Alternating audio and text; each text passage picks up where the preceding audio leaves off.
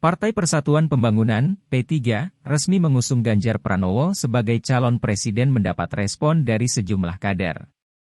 Hal itu disampaikan PLT Ketua Umum P3, Muhammad Mardiono di kediamannya di Pakem, Sleman, Rabu, 26 April 2023.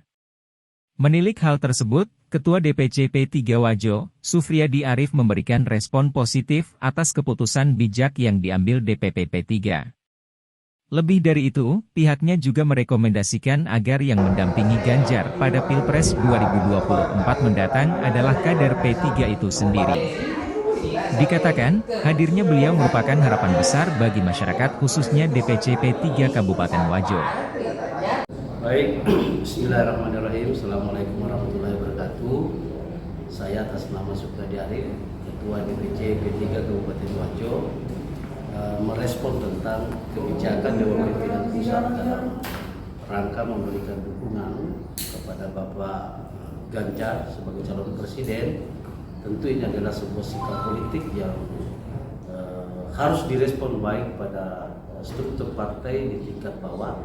Tentunya kami sebagai pasukan ya, pada level Dewan Pimpinan Cabang tentu akan melaksanakan seluruh perintah-perintah partai ya, khususnya di Kabupaten Wajo, maka sudah menjadi tanggung jawab saya bersama seluruh struktur partai sampai tingkat ranting untuk bergerak bersama-sama untuk memenangkan Ganjar. Tetapi tentu pada lapisan bawah kami memberikan sebuah rekomendasi kepada Dewan Pimpinan Pusat.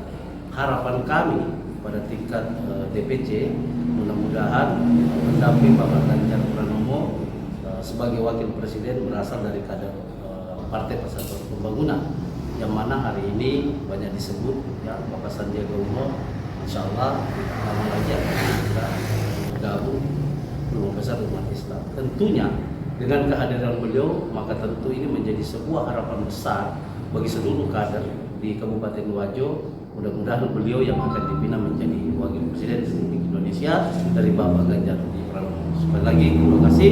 Assalamualaikum warahmatullahi wabarakatuh.